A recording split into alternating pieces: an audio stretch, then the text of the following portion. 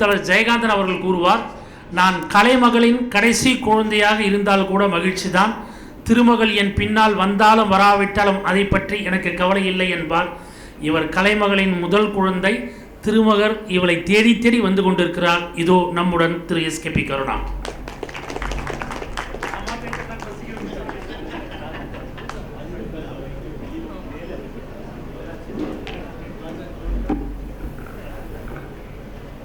திருவண்ணாமலை புத்தகத் திருவிழாவில்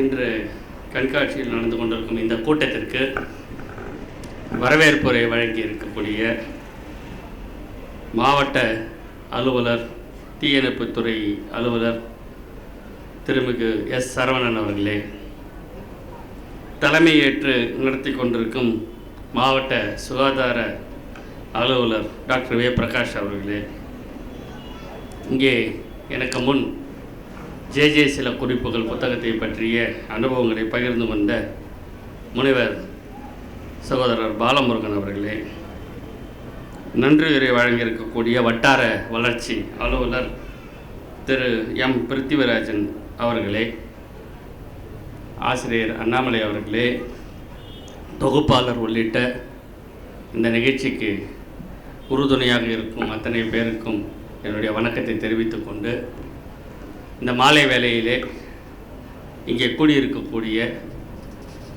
திருவண்ணாமலை நகர பொதுமக்களையும் நண்பர்களையும் எங்கள் கல்வி நிறுவனத்தை சார்ந்த ஆசிரிய பெருமக்களையும் இந்த நேரத்தில் வரவேற்று நன்றி கூறி இந்த பேச்சை தொடங்குகிறேன். இன்று தாய்மொழி தினம், உலக தாய்மொழிகள் தினம். இந்த தாய்மொழிகள் அப்படின்னு வரும்போது, தாய்மொழின்னு வரும்பொழுது அதுக்கு ஒரு டெஃபினேஷன்லாம் வெவ்வேறு டெஃபினேஷன் கொடுத்துட்ருக்காங்க. எது தாய்மொழி? உங்கள் வீட்டில் பேசுகிற மொழியா, அல்லது உங்களை சுற்றி இருக்கக்கூடிய அந்த பகுதியில் பேசக்கூடிய ரீஜனல் மொழியா, அல்லது இந்த மாநிலத்தில் பேசப்படும் மொழியா அப்படின்னு பல டெஃபினேஷன்ஸ் இருக்குது. ஆனால் உண்மையிலே தாய்மொழி என்பது நீங்கள் எந்த மொழியில் சிந்திக்கிறீர்களோ அதுதான் உங்களுடைய தாய்மொழி. அந்த அடையாளத்தை யாராலையும் மாற்ற முடியாது. அப்படி நாம் சிந்தித்து செயல்படுத்தி நம்மை செலுத்தக்கூடிய இந்த தாய்மொழிகள் தினத்தை நினைவு கூறும் வகையில் ஒரு புறநானூற்று பாடலை இங்கே உங்களுடன் பகிர்ந்து கொள்ள விரும்புகிறேன். இந்த புறநானூற்று பாடலை உங்களுடன் பகிர்ந்து கொள்வதற்கு 2 காரணங்கள் இருக்கிறது. ஒன்று, தாய்மொழிகள் தினத்தில் தமிழின் மிகச்செறிவான ஒரு பாடலை இந்த மேடையில் வாசிப்பதற்கான ஒரு வாய்ப்பு.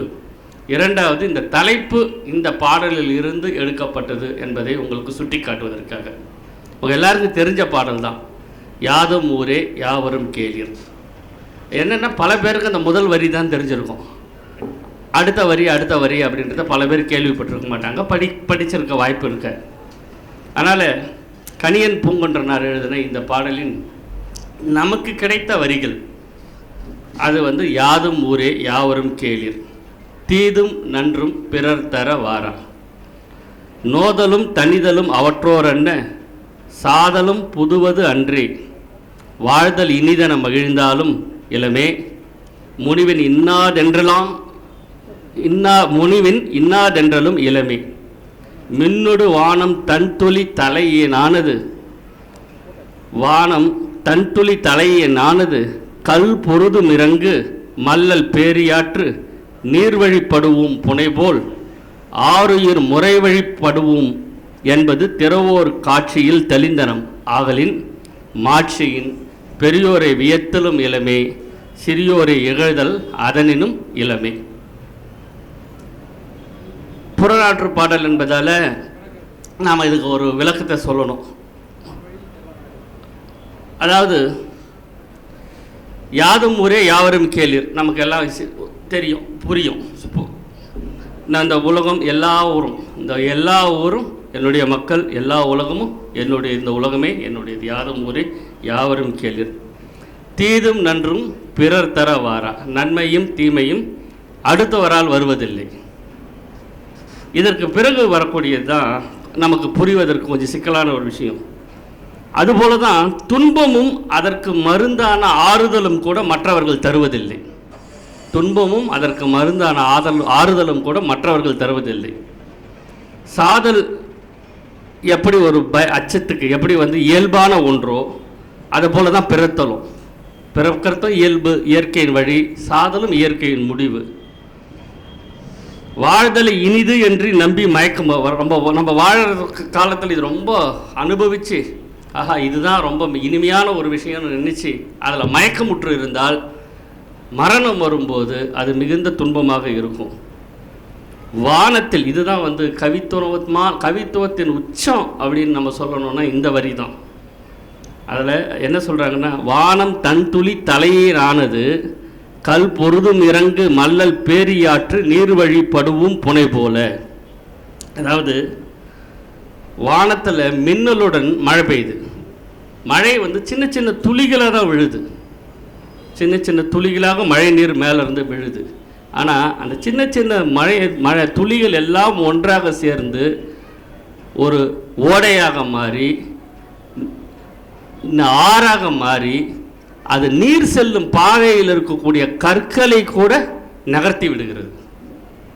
எவ்வளோ பெரிய ஊமை பாருங்கள். ஒரு சின்ன துளி மழை, இந்த மழைக்கான சக்தி எல்லாம் ஒன்றா சேர்ந்தால் ஒரு கற்களை கூட நகர்த்தி விடுகிறது. அது போன்ற இயற்கையின் போக்கை பற்றி பேசக்கூடிய இந்த பாடலை இந்த தாய்மொழி தினத்தில் உங்களுடன் பகிர்ந்து கொள்வதில் இந்த மாதிரியான இந்த பாடலுக்கான வயது என்ன இருக்கும்? ஆய்வாளர்கள் ஆய்வு செய்து சொன்னது வந்து கிட்டத்தட்ட 1ஆம் நூற்றாண்டு, அதாவது 1900 ஆண்டுகளுக்கு முன்பு அப்படின்றது ஆய்வாளர்கள் சொல்வது. இப்போ நமக்கு கிடைக்கக்கூடிய துல்லியல் சான்றுகளை எல்லாம் பார்க்கும்பொழுது இந்த பாடலின் வயது இன்னும் கூட பின்னால் போகக்கூடிய வாய்ப்புகள் இருக்கிறது. அப்போ ஒரு மொழி இவ்வளவு செறிவாக, இவ்வளவு இலக்கணத்துடன், இத்தனை பொருளுடன், இவ்வளவு வாழ்க்கையின் தத்துவத்துடன் ஒரு மொழி விளங்கி இருக்கிறது 2000 ஆண்டுகளுக்கு முன்பால் என்றால், அப்போ அந்த மொழி உருவான காலம் எங்கே இருக்கும்? அந்த 2000 வேற எங்கேயோ நம்ம தேடிட்டு போகணும். அப்போ அந்த மொழியை, அந்த சொற்களை உருவாக்கி ஒவ்வொரு தலைமுறையாக நகர்த்தி நகர்த்தி நகர்த்தி நகர்த்தி ஒரு 2000 ஆண்டுகளுக்கு முன்பு ஒரு இடத்தில் ஒரு சமூகம் கொண்டு வந்து நிறுத்தி இருக்கிறது. அந்த மொழியை வைத்து, அந்த சொல் வளங்களை வைத்து ஒரு புலவன் தன்னுடைய அனுபவத்தை பாடலாக படித்து 2000 ஆண்டுகள் கழித்து நாம் இந்த மேடையில் இத்தனை அறிவியல் உபகரணங்களுடன் நாம் வந்து ஒரு தமிழ் கவிஞனின் புலமையை பற்றி பேசிக்கொண்டிருக்கிறோம் என்றால் அது தாய்மொழி தமிழின் தனிச்சிறப்பு. அதனால்தான் உன் சீரிழமை திறம் வியந்து செயல் மறந்து வாழ்த்துதுமே. ஏன்னா இன்றைக்கி இளமையாக இருக்கிற ஒரு மொழி இந்த காலகட்டத்தில் எத்தனை 1000 மொழிகள் வழக்கொழிந்து போய்விட்டன. எத்தனை லட்சம் பேர் அந்தந்த மொழிகளை பேசுவதை மறந்து விட்டார்கள். உங்களுக்கெல்லாம் தெரியுமா, இயேசு 2000 ஆண்டுகளுக்கு முன்பு இயேசு ஒரு மொழியில் பேசியிருப்பார் இல்லையா? இயேசு எந்த மொழியில் பேசினார்?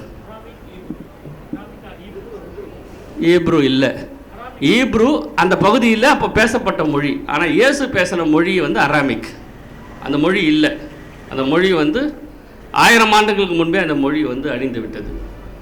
அப்போது மொழி என்பது மனிதர்களால் எடுத்து சொல்லக்கூடிய ஒரு விஷயம். வேறு யாராலையும் அது சொல்ல முடியாது. ஒருவேளை மொழி வந்து எங்கேயாவது கல்லுலேயே பதித்திருந்தால் கூட, இன்றைக்கி வந்து மொஹஞ்சதாரோவில் நிறைய நமக்கு வந்து ஸ்கிரிப்ட் கிடச்சிருக்கு. அந்த ஸ்கிரிப்டை டீகோட் பண்ண முடியல. மொஹஞ்சதாரோ ஸ்கிரிப்டில் என்ன எழுதியிருக்கு அப்படின்னு நம்மளால் டீகோட் பண்ண முடியல. அது ஏதோ ஒரு மொழியில் தான் இருக்கும். அது சிம்பாலிக் ரெப்ரசன்டேஷனாக இருக்கலாம், அல்லது அது ஒரு லாங்குவேஜ் ரெப்ரசன்டேஷனாக இருக்கலாம். ஆனால் அதை நம்மளால் டீகோட் பண்ண முடியாமல் இருக்கிறதால அந்த மொழி அழிந்து விட்டது. அதை பேசி பயன்படுத்திய மனிதர்கள் இறந்து விட்டார்கள். அதை அடுத்து எடுத்து செல்லக்கூடிய தலைமுறை அங்கே இல்லை. அதனால் மொஹஞ்சதாரோவில் இருக்கக்கூடிய அந்த மொழியை, அந்த ரெப்ரசன்டேஷனை மொழி மாற்றி ஆய்வு செய்து மாற்றி மொழி மாற்றம் செய்து அதோடைய விளக்கத்தை நீங்கள் சொல்வீர்கள் என்றால் அவர்களுக்கு $1 மில்லியன் பரிசளிக்கப்படும் என்று தமிழ்நாட்டு முதலமைச்சர் அறிவிச்சிருக்கிறார். ஏன்னா நமக்கு உறுதியான நம்பிக்கை இருக்கிறது, அந்த மொழியும் திராவிட மொழி குடும்பத்தை சேர்ந்தது, அந்த மொழியும் தமிழிலிருந்து தான் போயிருக்க வேண்டும் என்று தொல்லியல் சான்றுகள் சொல்கின்றன. அப்போ இது போன்ற ஒரு இந்த சூழல், இன்னைக்கு இருக்கக்கூடிய அரசியல் சூழல், இன்னைக்கு வந்து தமிழ்நாட்டின் இது போன்ற ஒரு மொழியை வந்து இத்தனை தலைமுறை வந்து தமிழ்நாடு, தமிழர்கள், தமிழ் சூழல், எவ்வளோ இயற்கை பேரிடலுக்கு மத்தியில் பல மொழிகள் அழிந்து போவதை பார்த்து கொண்டு இந்த மொழியை இதே இலக்கணத்தோடு இதே சொற்களோடு இந்த நூற்றாண்டில் ஒரு மனிதன் படித்து பொருள் விளக்கி புரிந்து கொள்ளக்கூடிய அளவிற்கு கொண்டு வந்தார்கள். நம்முடைய தலைமுறைக்கு இந்த மொழியின் மீது எவ்வளோ பற்றுதல் இருந்திருக்கணும். நம்ம தொடர்ந்து தமிழர்களுக்கு இந்த மொழியை கொண்டு வருவதில், கடத்துவதில் எவ்வளோ ஒரு பெரிய ஆர்வமும் தீரா வேட்கையும் இருந்திருக்க வேண்டும். அதை தக்க வைத்து கொள்வதும், அதை பொத்தி பாதுகாத்து கொள்வதும், அதை அடுத்த தலைமுறைக்கு கடத்தி செல்வதும், நகர்த்தி செல்வதும் வெறும் ஆசிரியர்களின் பணி மட்டுமே என்று இருந்து விடாமல், அதை ஒரு பொது சமூகமாக நம்ம எல்லாம் ஒன்றா சேர்ந்து இதை செய்ய வேண்டும், செய்ய வேண்டிய கடமை நமக்கு இருக்கிறது என்பதை உணர்த்துறது தான் இந்த தாய்மொழி தினமும். அதை நம்ம ரியலைஸ் பண்ணிக்கணும். அதை நம்ம வந்து இவ்வளோ சிந்தனை, இவ்வளோ பிரச்சனைகள்லாம் இருக்கா, நாம் வந்து நம்ம பிள்ளைங்களை தமிழ் படிக்க வைக்கலைன்னா, நம்ம பிள்ளைங்களை தமிழில் நம்ம பிள்ளைகளுக்கு பெயர் வைக்கலைன்னா, நம்ம பிள்ளைகளுக்கு தமிழ் படித்து தமிழ் இலக்கியங்களை, தமிழ் கதைகளை, தமிழ் புதினங்களை படிக்கலைன்னா, இவ்வளோ பெரிய இழப்புகளை, இவ்வளோ பெரிய சங்கிலியில், இத்தனை நூற்றாண்டு கால சங்கிலியில் ஒரு கண்ணியை நாம் அறுத்து விடுவோம் கூடிய அபாயம் இருக்கிறது என்பதை நாமெல்லாம் புரிந்து கொள்ள வேண்டும் என்பதற்காகத்தான் இன்றைக்கி வந்து நம்ம மீது நிகழ்த்தப்படக்கூடிய புற அழுத்தங்கள், வெளியிலிருந்து மொழியின் மீது, நம் பண்பாட்டின் மீது நடத்தக்கூடிய தாக்குதல்கள் உணர்த்துகின்றன. அதனால தான் இதை பற்றி நான் இந்த புறநானூற்றை படித்து கொண்டிருந்த போது பவா என்னை அழைத்து, கர்ணா நீங்களும் பேசுகிறீங்க இந்த கூட்டத்தில், எனக்கு இதில் பெரிய ஆர்வம் இல்லை, வேணாம் பவா அப்படின்னு நான் எவ்வளோ சொன்னாலும், இல்லை நம்ம ஊரில் நீங்கள் பேசணும் அப்படின்னு சொல்லி அவர் ஒரு டைட்டில் கொடுங்கன்னு திரு பாலமுருகன் அவர்களை கேட்டும்போது எனக்கு சட்டுன்னு ஞாபகம் வந்தது. இதுதான் தீதும் நன்றும் பிறர் தர வாரா என்ற இதில் புறநானூற்று பாடலின் 2வது வரியை தான் இதற்கு தலைப்பாக நான் வைத்திருக்கிறேன். அது என்ன? குப்பைகளும் வைரங்களும். இந்த தீதும் நன்றும் பிறர் தர வாரா, இது ரெண்டும் எங்கே சந்திக்கிறது என்பது தான் இந்த சின்ன ஒரு உரை. ஏன்னா இதை வந்து எவ்வளவு முயன்றாலும் இது ஒரு அகாடமிக்காக மாறிவிடக்கூடிய அபாயம் இருக்கிறது. அதனால் வந்து ஒரு அகாடமிக்காக இருக்கக்கூடாதுன்றதுக்காக கொஞ்சம் மெனக்கட்டு இதை கொஞ்சம் ஜனரஞ்சகமாக நான் பேசணும்னு நினைக்கிறேன். குப்பைகளும் வைரங்களும். அது என்ன குப்பைகளும் வைரங்களும்? நம்ம எல்லார் கையிலையும் ஒரு மொபைல் ஃபோன் இருக்குது. ஒன்றும் இல்லை, சில பேர் 2 வச்சுக்கிறாங்க.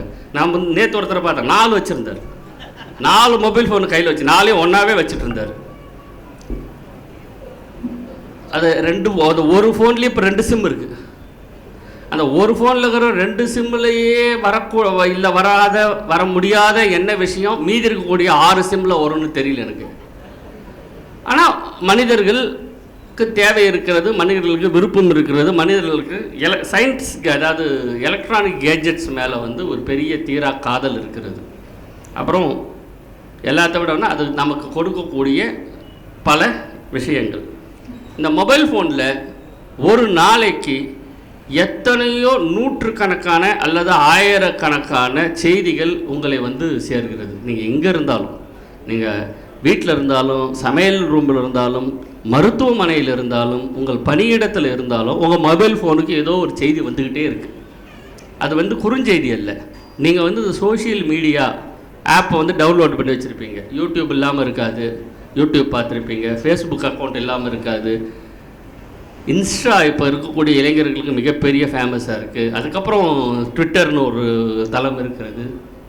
இது போன்ற தளங்களிலெல்லாம் இருக்கும்போது நிறைய செய்திகள் வந்து வந்து வந்து குவிந்து கொண்டே இருக்கின்றன. அந்த வந்து குவியக்கூட வாட்ஸ்அப், இந்த வாட்ஸ்அப்ன்ற ஒரு மிகப்பெரிய ஒரு, அது வந்து வில்லனா, ஹீரோவா, பூதமா, கடவுளா எதுவுமே தெரியாது. வாட்ஸ்அப்னு ஒன்று இருக்குது. ஸோ இதெல்லாம் வந்து இதன் வழியே வரக்கூடிய செய்திகள் அந்த வாட்ஸ்அப்பில் காலையில் குட் மார்னிங் சொன்னால் தான் ஒருத்தனுக்கு விடியும் அவனுக்கு. நீ காலையில் நம்ம ஒரு 5000 பேர் குட் மார்னிங் சொல்லிட்டோம், அப்பா இன்றைக்கி அவங்களுக்கெல்லாம் நாள் விடிஞ்சிடும். இவங்க குட் மார்னிங் சொல்லலைன்னா மற்றவங்களுக்கு நாள் விடியாதுன்னு உறுதியாக நம்புகிறார். காலையில் எழுந்து அதுக்கு அவங்க தேடி கண்டுபிடிச்சி போடுற படங்கள் இருக்கிறது. அப்புறம் ஆன்மீக குட் மார்னிங் இருக்குது, 4 சாமி படத்தோடு போடுவாங்க. அதை ஓப்பன் பண்ணால் 4 சாமி படம் வரும். இந்த மாதிரியான குட் மார்னிங் மெசேஜிலேருந்து ராத்திரி தூங்கும்போது நள்ளிரவு நண்பா அப்படின்னு ஒரு மெசேஜ் வரும். நம்ம எந்த பிரச்சனையில் இருப்பனே தெரியாது, நள்ளிரவு நண்பான்னு வரும். இது போன்ற அடிக்ஷனோடு இருக்கக்கூடிய இந்த செய்திகளில் எத்தனை செய்திகள் நமக்கு தேவை? நம்ம சேரக்கூடிய செய்திகளில் எத்தனை செய்திகள் நமக்கு தேவை அப்படி? அப்போ தேவையில்லாத செய்திகள் எல்லாமே குப்பைகள் தான். எல்லாமே குப்பைகள். நம்ம அதை விட்டு வெளியே வந்துடவும் முடியாது. ஏனென்றால் அதற்குள் பல வைரங்களும் இருக்கின்றன. அப்போ அந்த வைரங்களை நம்ம தேட வேண்டிய ஒரு தேடக்கூட வேண்டியதில்லை. எது குப்பை அப்படின்னு தெரிஞ்சுக்கிட்டாலே போதும். மீதி இருக்கிறது அது வைரமோ தங்கமோ வைடூரியமோ அது அப்படியே நிற்கும், நம்ம நினைவில் நிற்கும். என்றைக்காக இருந்தாலும் அது ஒரு எலக்ட்ரானிக் பதிவு தானே, ஒரு மெமரி சிப்பில் இருக்கக்கூடிய ஒரு பதிவு, அது போயிடும். நம்ம மனசில் என்ன ஏற்றிக்கிறோம், இதுதான் ரொம்ப முக்கியம். ஸோ இந்த சோஷியல் மீடியாவால் என்னென்னலாம் நம்ம கிடைக்குது அப்படின்றத நம்ம பார்க்குறோம். இதோடைய முக்கியமான பலன் நாலேஜ். சந்தேகமே இல்லாமல் நம்முடைய அறிவு தேடலின் மிக முக்கியமான ஒரு விஷயமாக, முக்கியமான ஒரு தளமாக சோஷியல் மீடியா இருக்கிறது. நீங்கள் எந்த சோஷியல் மீடியாவில் இருக்கீங்க, நீங்கள் யாரை ஃபாலோ பண்ணுறீங்க, நீங்கள் எது தொடர்பாக போய் அழுத்துறீங்க அப்படின்றத வச்சு தான் அது இருக்குது. உதாரணத்துக்கு ஃபேஸ்புக்கில் நீங்கள் எல்லாமே இப்போ இன்றைக்கி இருக்கக்கூடிய எல்லா சோஷியல் மீடியாவுமே including YouTube, Facebook, Twitter, Insta எல்லாமே ஆர்டிஃபிஷியல் இன்டெலிஜென்ஸ் தளத்தில் தான் வேலை செய்யுது. நீங்கள் ஃபேஸ்புக்கில் போய் அந்த நடிகருக்கு இவ்வளோ சொத்தா அப்படின்னு ஒன்று வரும். அவன் நடிகனுக்கு எவ்வளோ தான் சொத்துக்குது நீங்கள் ஒரு தடவை அழுத்திட்டிங்கன்னு வச்சுக்கோங்க, அடுத்தது எல்லா நடிகைகளுக்கு இவ்வளோ சொத்துக்கள் இருக்கிற எல்லா விஷயமும் உங்களுக்கு தேடி வந்துகிட்டே இருக்கும். அது அந்த ஆர்டிஃபிஷியல் இன்டெலிஜென்ஸ் பண்ணுது. நீங்கள் அழுத்தாத வரைக்கும் அதை உங்களை கடந்து போயிருக்கும். யாருக்கு எவ்வளோ சொத்து இருந்தால் நமக்கு என்ன பண்ணும், நாம் என்ன பண்ண போகிறோம் அதை வச்சு, அதை தெரிஞ்சுக்கிறதுல என்ன ஆர்வம், கிசுகிசுவாது பரவாயில்ல ஒரு ஆர்வம் இல்லை, அது மனிதனுக்கு இயல்பு கிசுகிசுலாம். ஆனால் சொத்து விவகாரம்லாம் எதுக்கு நமக்கு? ஆனால் அது ஃபேஸ்புக்கில் வரும். அதுக்கு காரணம் அவன் சொல்கிற நியூஸ்லாம் உண்மை இல்லை, அவன் அடித்து விட்டுருக்கான். நம்மளை இந்த கிளிக் பெயிட்னு சொல்லுவாங்க. நீ ஒரு தடவை அந்த கன்னி பெயிட்னா அது மீனுக்கு போடக்கூடிய தூண்டில், அந்த கிளிக் பெயிட் நீ கிளிக் பண்ணினா அந்த தூண்டில் நீ மாட்டிக்கிட்ட, அதுக்கப்புறம் அது தொடர்பான எல்லாமே உங்களுக்கு வரும். அப்போ நீங்கள் எதை போய் டச் பண்ணுறீங்க அப்படின்றது தான் என்ன உங்களுக்கு தேவை, எந்த இடத்துல தேவையில்லை நீங்கள் விலைக்கு நிற்கிறன்ற அந்த லைன், அந்த கோடு நீங்கள் தான் வரைகிறீங்க. உங்களுக்கு வாட்ஸ்அப்போ யூடியூப்போ மற்ற சோஷியல் மீடியாவோ உங்களை கெடுக்கலை. அந்த இடத்துக்குள்ளே இருக்கக்கூடிய செய்திகளில் எது உங்களை அடைய வேண்டும் என்பதை நீங்கள் தான் தேர்வு செய்து கொள்கிறீர்கள். இந்த தெளிவு நமக்கு இல்லை. முக்கியமாக வீட்டில் இருக்கக்கூடிய லேடிஸ்க்கு இல்லை. ஏன்னா அவர்களுக்கு பொழுது போகணும், அல்லது அவர்களுக்கு இது போன்ற விஷயங்களோட சுவாரஸ்யம் உண்டு. ஆனாலும் அந்த சுவாரஸ்யத்தை நோக்கிறதுக்கு அழுத்திட்டாங்கன்னா, நான் சொல்கிறதுக்கு ஒரு உதாரணம் சாதாரண உதாரணம். யூடியூப்லலாம் இன்னும் பல விஷயங்கள் இருக்குது. பெரும்பாலும் பெண்கள் இந்த சமையல் வீடியோ பார்ப்பாங்க, இந்த ஆன்மீக சொற்பொழிவுலாம் பார்ப்பாங்கன்னா அதை அழுத்துவாங்க. நடுவில் ஒரு தடவை அழுத்தினா அது நிறைய ஆன்மீக சொற்பொழிவுலாம் வரும். போய் சப்ஸ்கிரைப் கிளிக் பட்டனை அழுத்துங்கள், சப்ஸ்கிரைப் பண்ணுங்கள், கிளிக் பட்டனை அழுத்துங்கள்னா பெல் பட்டனா, அது பெல் பட்டனை அழுத்துங்கள்னா உடனே அது எல்லாம் வரும், அதெல்லாம் பார்ப்பாங்க. ஆனால் இதுக்கு நடுவில் பல விஷயங்களும் வந்துடும். இதெல்லாம் எப்படி தவிர்த்து நம்ம கொண்டுட்டு போகிறது, பெரியவர்களுக்கோ படித்தவர்களுக்கோ அல்லது படிப்பை சொல்லிக் கொடுக்கக்கூடிய ஆசிரியர்களுக்கோ கூட அந்த தெளிவு இல்லாத காரணத்தினால் அது ஒரு மிகப்பெரிய ஒரு இண்டஸ்ட்ரியாக மாறி அது பெரிய பூதமாக வடிவமைத்து உருவெடுத்து இன்றைக்கி நம்முடைய வாழ்க்கையின் ஒவ்வொரு செயலையும் முடிவு செய்யக்கூடிய சக்தியை அந்த சோஷியல் மீடியா வைத்திருக்கிறது, அல்லது அந்த சோஷியல் மீடியா மூலமாக வேறு யாரையோ வைத்திருக்கிறார்கள். இதில் எல்லாத்தையுமே நம்ம நெகட்டிவாக பார்க்க சொல்லலை.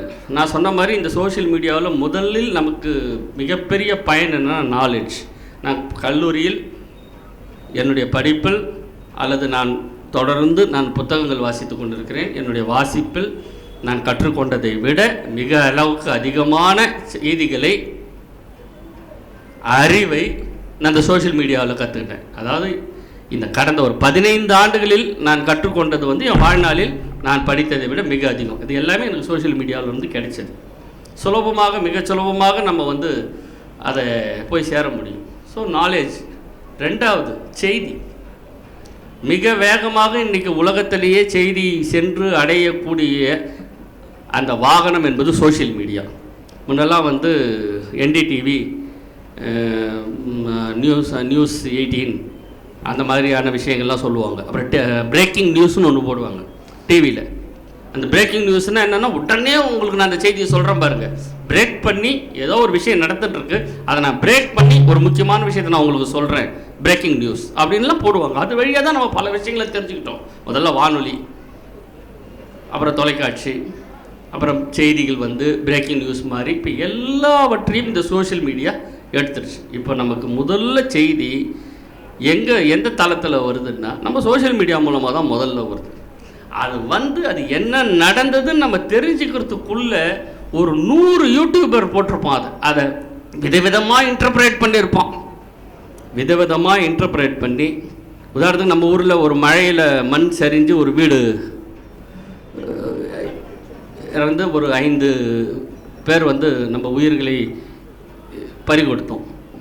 ஸோ அந்த ஒரு விஷயத்தை மட்டும் நீங்கள் தேடி திருவண்ணாமலை நிலச்சரிவு, மண் சரிவு, மலையில் விபத்து அப்படின்னு நீங்கள் ஒரு கீவேர்டு போட்டு யூடியூப்பில் பாருங்கள். 1500 பேர் மரணம், 400 வீடுகள் இருந்த இடமே தெரியவில்லை, இப்படிலாம் இருக்கும் அதில். ஏன்னா அந்த செய்தி வந்த உடனேயே அந்த செய்தியை எடுத்து பரபரப்பாக்கி அதன் மூலமாக பல கிளிக்கில் வைத்து பல பேரை ஷேர் பண்ண வச்சு அதன் மூலமாக நிறைய பார்வையாளர்களை அடைந்து ஒரு ரெவென்யூவை பார்த்துடணும். இது ஒரு மிகப்பெரிய அது அதர் சைட் ஆஃப் த விஷயம். ரெண்டாவது நாலேஜ், செய்தி. அடுத்தது உலக சூழல். நீங்கள் உலகத்தில் எல்லா சூழலும் எல்லா இடமும், உதாரணத்துக்கு மிக அண்மையில் ஒரு மிகப்பெரிய பேரழிவு, இனப்படுகொலை நடந்தது பாலஸ்தீனில். சொல்லி ஒரு மொத்தமாக உலகமே மௌனமாக வேடிக்கை பார்க்க வைத்து ஒரு 150 நாட்கள் மிகப்பெரிய இனப்படுகொலை நடந்தது. அதை உலகத்துக்கு வேறு எந்த செய்தி நிறுவனமும் கொண்டு போய் சேர்க்கக்கூடிய துணிச்சல் எந்த செய்தி நிறுவனத்துக்குமே இல்லை. காரணம், அந்த செய்தி நிறுவனங்கள் எதுவுமே பாதிக்கப்படுபவர்களுடைய பாலஸ்தீனிய மக்களுடைய கட்டுப்பாட்டில் இல்லை. எல்லாமே அவர்கள் எதிர் தரப்புடைய கட்டுப்பாட்டில் இருக்கிறதால நிச்சயமாக எந்த செய்தி வந்திருக்காது. சோஷியல் மீடியான்னு ஒன்று இருந்ததால் நமக்கு அது எல்லாம் தெரிய வந்தது. அப்படி தெரிய வந்ததால் உலகின் பல்வேறு நாடுகளில் இருக்கக்கூடிய மக்கள், பொது சமூகத்தின் மனசாட்சி நம்மை உறுத்துச்சு. நம்மலாம் போராடணும். இந்த அழுத்தம்லாம் சேர்ந்து தான் 150 நாளாவது இருந்து மீதி இருக்கிறவங்களாவது விட்டு அதை இடத்த நிறுத்த வச்சது. அப்போ செய்திகளை கொண்டு சேர்ப்பதற்கு இது ஒரு மிக முக்கியமான தளமாக இருக்கிறது. அப்புறம் உண்மையிலேயே தரமான நகைச்சுவை வேணும்னா இப்போ சோஷியல் மீடியாவுக்கு தான் போகணும்.